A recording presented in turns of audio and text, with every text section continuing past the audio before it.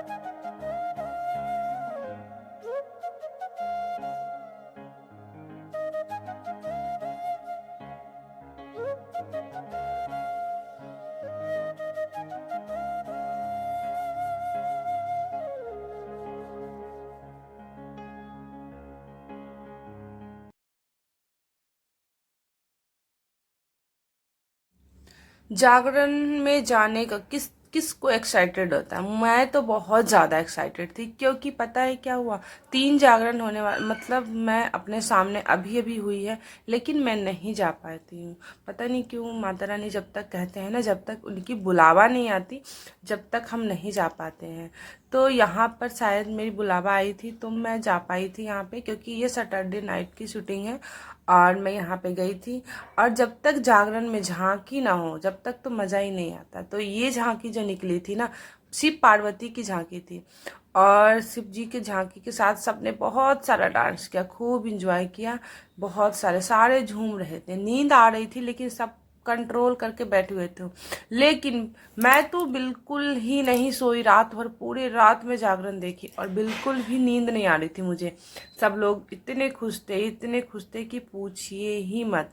तो देखिए झांकी इतनी सुंदर सुंदर, यहाँ काली माता, गौरी माता, हर चीज़ झांकी, मतलब ज़्यादा झांकी नहीं थे, फिर भी बहुत सुंदर झांकी था यहाँ पे। तो यहाँ पे काली माता जो थी ना, उनका रूप कुछ ऐसा था कि पूछिए ही मत, मतलब एकदम विकराल रूप था। जैसे देखते हैं ना रियल में, वैसी थी एकदम। और शिव जी भी बहुत अच्छे लग रहे थे, पार्वती जी तो थी ही अच्छी, और ये काली माता का सबसे अच्छा था। अभी मुंह इनका फेस ढका हुआ है, जब फेस हटाते हैं ना चुन्नी, तब इतना भयंकर रूप था ना कि सब लोग डर गए थे जैसी इनकी एंट्री हुई थी। बिल्कुल भयंकर काली माता के रूप में थी ये। और सारे जने खूब अच्छे से प्रार्थना करें, हमने भी प्रार्थना किया और बहुत सारा मैंने पूजा पाठ, मतलब इंजॉय बहुत किया, क्योंकि जागरण में ना सच में बहुत ही मज़ा आता है। फर्स्ट टाइम पूरी रात जागरण में देखी हूँ। मैं पहले कभी नहीं पूरी रात बैठ के देख पाती, क्योंकि मुझे नींद आ जाती, मैं सो जाती हूँ। लेकिन देखिए यहाँ पे ना शिव जी के ऊपर चढ़ के और इस तरीके से ना, मतलब अलग ही कुछ नज़ारा था देखने में ना, इतना डरावना लग रहा था और इतना अच्छा भी लग रहा था कि पूछिए ही मत। फिर काली माता ने डांस किया, इतना अच्छा हम कैसे कर लेते हैं ये झांकी, कैसे, मतलब इतने हैवी इनका ये मुकुट जो है, इतना हैवी, उसके ऊपर भी ये लोग डांस मतलब कर लेते हैं। तो कुछ भी है, मतलब हम लोग से तो कहते हैं ना कि कैसे होगा, लेकिन नहीं, पॉसिबल है, हर चीज़ पॉसिबल है। इंसान अगर करने पे आए तो कुछ भी कर सकता है। तो उन्होंने इस तरीके से डांस किया कि पूछिए ही मत। सब बहुत इंजॉय कर रहे थे और माता रानी के जागरण था। बीच बीच में अगर झांकी नहीं आएगी तो क्या होता है ना कि नींद आने लगती है, इसीलिए झांकी भी जरूरी है। झांकी इसीलिए आती है कि जो भक्तजन बैठे हुए हैं उनको नींद नहीं आए, क्योंकि जागरण का मतलब है कि पूरी रात बैठना। पूरी रात अगर एक ही चीज़, अगर आप भजन सुनते रहोगे तो होता है पूजा पाठ में थोड़ा बहुत देर मन लगता है, फिर क्या होता है ना कि मन हटने लगता है। अगर आपके मन मुताबिक चीज़ नहीं होगी तो आपको नींद आने लगेगी, मन होगा कि चलो अब चलते हैं, हो गया पूजा तो हो गया। क्योंकि घर पे भी जब हम रहते हैं तो कितना देर पूजा करते हैं, 10 मिनट, 5 मिनट, आधा घंटा बहुत हुआ। तो बीच बीच में झांकी जब आती है ना तो थोड़ा मनोरंजन भी हो जाता है और थोड़ा देखने में भी अच्छा लगता है। यहाँ पे तो बहुत ही मज़ा आ रहा था क्योंकि यहाँ पे सारे जान पहचान वाले थे और सब सब देख रहे थे यहाँ पे हम लोग। लेकिन एक चीज़ थी, जो भी गए स्टार्टिंग में, जो गए बैठ गए जागरण में, वो हिले भी नहीं। एक भी ऐसा नहीं था कि आधा ही रात को छोड़ के जागरण चले गए, नहीं, सब ने खूब एंजॉय किया, बहुत सारा एंजॉय किया। फिर यहाँ पे सब ने डांस भी किया, खूब सारा डांस किया। ये भैया जो है ना सबको उठा उठा के डांस करवा रहे थे, क्योंकि जो जागरण करवा रहे थे ना तो वो यही थे, शैलेश भैया। तो ये सबको उठा उठा के डांस करवा रहे थे। मैं तो नहीं उठ पाई थी। ये कृष्ण और कृष्ण कहते हैं ना, कृष्ण का रूप ही कुछ ऐसा है कि मनमोहक सा रूप है इनका। या फोटो में देख लो या रियल में देख लो या कैसे भी देख लो, इनकी तो लीला ही अपरंपार है। तो यहाँ जब कृष्ण की झांकी आई ना, कहते हैं ना झांकी तो बहुत आती है, बट राधे कृष्ण की झांकी जब तक नहीं आती, जब तक हमारा जो है ना जागरण पूरा नहीं होता। और रियली इतनी सुंदर थे, मतलब लग रहे थे ना, इतना सुंदर लग रहे थे कि पूछिए ही मत। अभी तो सिर्फ कृष्ण आए हैं, अभी तो राधा बाकी है। देखिए राधा भी कम नहीं है, जब तो कृष्ण मोहित हो गए थे राधे के ऊपर। इतने सुंदर इन दोनों की जोड़ी है ना, सच में बहुत प्यारी जोड़ी थी, बहुत ही प्यारी, इतने सुंदर। जरूरी नहीं है कि मोबाइल में हर चीज़ कैप्चर हो पाए, लेकिन तब भी बहुत कम हो पाते हैं। लेकिन इतना भव्य था ना कि पूछिए ही मत। अब आ गई है माता रानी, ये भी देखिए छोटी सी कन्या। कहते हैं ना कन्या को तो माता का रूप माना गया है, और ये माता तो सच में, ये पता है, ये रात भर सोई नहीं थी कि मुझे माता का रूप लेना है। ये बहुत सौभाग्यशाली है, मतलब एक तो ऐसे ही कन्या ऐसे ही सौभाग्यशाली होती है। और पीछे से शेर पे सवार होके आई थी। देखिए किस तरीके से, मतलब शेर भी था, बहुत ही भयंकर लगता था, पता नहीं कैसे कैसे मतलब होते हैं, मतलब देखने में ही इतना डरावना, इतना डरावना कि पूछिए ही मत। ये देखिए हर जगह पे ऐसा लग रहा था ना कि शेर का शेर एक दो को तो यहाँ पे खा ही जाएगा, लेकिन कोई डरने वाला तो था नहीं, क्योंकि पता है सबको कि ये तो झांकी है। तो माता रानी का भी बहुत ही सुंदर रूप बनाया गया था, बहुत ही सुंदर, बिल्कुल प्यारी लग रही थी। क्योंकि माता रानी तो ऐसे ही हैं, इनकी तो जागरण थी, इनका तो सब कुछ, मतलब इनको सबने पूजा किया, प्रसाद, मतलब इनको प्रणाम किया, सबको पूजा कराए। उसके बाद जाके जो है ना, ये शेर कुछ ऐसे नाच गाना करके बहुत सारे सब जने को नृत्य दिखा रहे थे। माता रानी तो सिर्फ खड़ी थी, लेकिन ये बहुत अच्छे तरीके से कर रहे थे, बहुत ही मज़ा आ गया पूरा जागरण। और गाना वाना भी हुआ था, बट उतना ज़्यादा मैं ले नहीं पाई क्योंकि ज़्यादा लंबा हो जाएगा वीडियो, इस चक्कर में मैं ज़्यादा नहीं ले पाई थी। लेकिन कोशिश मैंने किया था कि जो मेन चीज़ है उसको मैंने यहाँ पे रिकॉर्ड कर लिया है। क्योंकि क्या है ना, पूजा पाठ में जाओ फिर पूजा भी करना ज़रूरी होता है। अगर हम वीडियो बनाते रह जाएंगे तो पूजा कब करेंगे, इसीलिए थोड़ा सा ध्यान। देखिए शेर के मुँह में इतने सारे पैसे। अच्छा पता है आप लोग को ये पैसा कहाँ जा रहा है?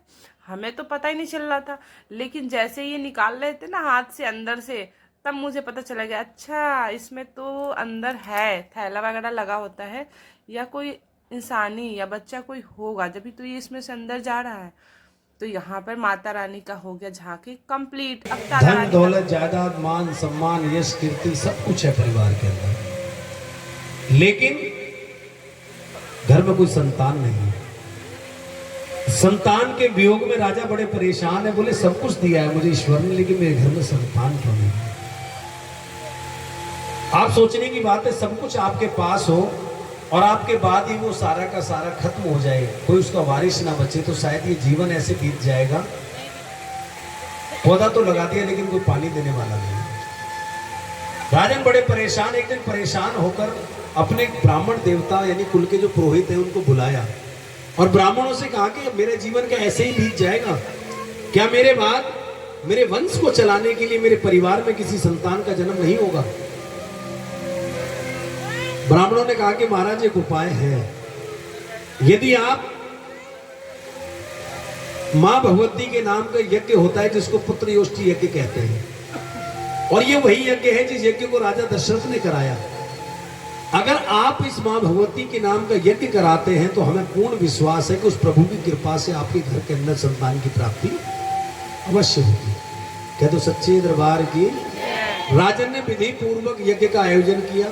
सपने में आकर मां भगवती ने स्वयं राजन को दर्शन देकर, रानी को दर्शन देकर कहा कि राजन, मैं तुम्हें ये वरदान देती हूँ कि तुम्हारे घर के अंदर 2 कन्याओं का जन्म होगा, और ये दोनों की दोनों कन्याएं, 2 कन्याओं का जन्म होगा, और यही दोनों की दोनों, जिधर नाम मान है ना तुम्हारा, वो कुछ नहीं होने वाला, वहां सच्चाई यही होगा। और ये दोनों की दोनों कन्याएं तुम्हारे नाम को, तुम्हारे वंश को संसार के अंदर अमर कर देंगे। राजा रानी बड़े खुश हुए। सवेरे उठे, एक दूसरे से सपने की बात की। बोले आज माँ मेरे सपने में आई। राजा ने कहा मेरे सपने में भी आई। खुशी की बात थी। धीरे धीरे समय बीतने लगा। माँ की कृपा होती है, रानी गर्भ से हुई, और महारानी की कृपा से कुछ समय के पश्चात रानी के गर्भ से एक सुंदर सी कन्या का जन्म हुआ। सुंदर सी, सामने से, बिल्कुल कॉम्बिनेशन बिल्कुल एक्यूरेट जा रहा है सारा। एक सुंदर सी कन्या का जन्म हुआ। जैसे ही कन्या के जन्म की बात महलों से बाहर गई, जिसने सुनी बड़े खुश हुए। राज्य में खुशी की बहार दौड़ गई। राजा महाराजा, साधु संत राजा महाराजा बधाई देने आ रहे हैं, साधु संत आशीर्वाद देने के लिए आ रहे हैं। पूरे राज्य के अंदर, पूरे महलों में, पूरे चारों तरफ खुशी का माहौल है कि राजा के घर में इतने वर्षों के बाद एक कन्या का जन्म हुआ है। समय आया, ब्राह्मणों को बुलाकर नामकरण की व्यवस्था की गई। जन्मपत्री तैयार हुई। आज ब्राह्मण बड़े खुश हैं। बोले राजन, ये जो कन्या तुम्हारे महलों में आज तुम्हारे घर में जन्मी है, ये दोनों की दोनों कन्याएं आपके नाम को, आपके वंश को चांद और तारों की तरह रोशन करेंगे। तारा नक्षत्र में इनका जन्म हुआ है, तारों की छांव में इनका जन्म हुआ है। इसीलिए राजा ने इस कन्या का नाम, एक बार मिलकर कहो सच्चे दरबार की। कहा कि राजन, ये जो कन्या आपके घर में जन्मी है, ये कन्या आपके नाम को, आपके वंश को चांद तारों की तरह रोशन करेगी। तारों की छांव में इसका जन्म हुआ, इसलिए राजन इस कन्या का नाम तारा रानी रख दिया। इसको दोबारा कर लो आप शुरू से, अगर दोबारा बना लेंगे। बोले कि इसका जो जन्म हुआ तारों की छांव में हुआ, इसलिए इस कन्या का नाम आप तारा रानी रख दो। पहली कन्या का नामकरण किया गया, तारा रानी नाम रखा गया। कुछ समय के पश्चात फिर माँ की कृपा होती है, महारानी की कृपा से फिर रानी गर्भ से हुई, दूसरी कन्या का जन्म हुआ। जन्म के साथ वही खुशियां मनाई जा रही हैं चारों तरफ। राजन को बधाई संदेश आ रहे हैं, ब्राह्मण साधु लोग आशीर्वाद देने के लिए आ रहे हैं। और कुछ समय के पश्चात कन्या के नामकरण की व्यवस्था की गई। नामकरण के लिए साधु संत जो ब्राह्मण देवता हैं, उन्होंने जन्म पत्री तैयार की और उसको बांचने लगे। अब कुछ कहना चाहते हैं राजन से, लेकिन आज शब्द नहीं निकल रहे उनके मुख से, और परेशान है, माथे पर चिंता की लकीरें हैं। राजन ने हाथ जोड़कर कहा कि ब्राह्मण क्या बात है, आज पंडित जी महाराज क्या कोई शंका है? जब मेरे घर पहली कन्या का जन्म हुआ तो आप बड़े खुश थे, खुश होकर आपने मुझे मेरी कन्या का नामकरण किया, उसका भविष्य बताया, और आज ये दूसरी कन्या जो मेरे घर में जन्मी है, आप इसके नामकरण के लिए इसका नाम नहीं दर्शा पा रहे हैं, चिंता है आपको, कुछ बोलना चाह रहे हैं, कुछ बोल नहीं पा रहे, कोई कारण है क्या? राजन, हाँ चिंता का विषय है। जितनी भी जल्दी शीघ्र हो सके आप इस दूसरी कन्या को अपने घर से निकालकर बाहर कर दो। जितना भी दूर हो सके अपने महल की, अपने राज्य की सीमाओं से इसको बाहर कर दो, क्योंकि इसको श्राप लगा है। और इसका जो भविष्य है, उसका जीवन है, वो गरीबी का जीवन बिताना है। इसको भीलों के घर में रहना है, इसको गरीबी का जीवन बिताएगी। अगर ये कन्या आपके यहाँ पर रह गई तो इसके श्राप का भागीदार आपको बनना पड़ेगा, जिसके कारण आपका राजपाट, धन, वैभव सभी नष्ट हो जाएगा। राजन, इसलिए राजा होने के नाते आपका दायित्व बनता है कि अपने राज्य की रक्षा के लिए अपने मन का जो प्रेम है उसका त्याग करके इस कन्या को अपने से दूर कर दीजिए। राजन ने कहा बड़ी विचित्र बात है महाराज, मुझे माँ भगवती ने सपने में आकर ये कहा था कि मेरे घर में 2 कन्याओं का जन्म होगा जो मेरे नाम को, मेरे वंश को संसार में अमर कर देंगी। और आप ये कह रहे हो कि ये दूसरी कन्या मेरे लिए अशुभ है और पहली कन्या मेरे लिए शुभ है। अब ये बताओ कि उस माँ ने जो मुझे कहा था वो मैं सच मान लूं, या जो आप कह रहे हो उस बात को सच मानूं? राजन भी बड़े चिंतित हो गए। ब्राह्मणों ने कहा कि राजन, जो माँ ने कहा था सच तो वही है, माँ ने कहा कि 2 कन्याएं तुम्हारे घर में जन्मेंगी, तो दोनों कन्याओं को जन्म आपके घर में हुआ है। वही भविष्य की बात, अभी इनका भविष्य बाकी है। इनको कहाँ जाना है, कैसे जाना है, नाम रोशन कैसे करेंगे, भविष्य पर छोड़ दो और इस दूसरी कन्या को अपने घर से, महलों से दूर कर दो। राजन ममता का त्याग नहीं कर पा रहे हैं, मन में नहीं विश्वास दिला पा रहे कि कैसे इसको मैं अपने से दूर करूं। उन ब्राह्मणों में बुजुर्ग ब्राह्मण आगे आए, बोले राजन बैठो, हमें लगता है कि आपको इन कन्याओं के पिछले जन्मों की कथा सुनानी पड़ेगी, कैसे कैसे ये जन्म से जन्म होती आई है और इसको श्राप क्यों लगा है। जब इसका वृत्तांत आप जानेंगे शायद तब आपको मन में यकीन होगा, विश्वास होगा कि जो हम कह रहे हैं वो सच है और आपको इस कन्या को अपने से दूर कर देना चाहिए। राजन को बिठाकर सारे साधु संत बैठ गए, परिवार बैठ गया। आज वो बुजुर्ग ब्राह्मण राजन को दोनों कन्याओं के पिछले जन्मों की कथा सुना रहे हैं और क्या कह रहे हैं, एक तारा एक रुक्मण दोनों। वो कहते हैं ना, जब तक तारा रानी का कथा नहीं होता है, जब तक हमारा जागरण देखना सफल नहीं होता। तो मेरे साथ भी ऐसा ही कुछ हुआ था। मैंने पूरा जागरण देखा था, मैंने क्या सबने देखा और आरती भी यहाँ पे की थी।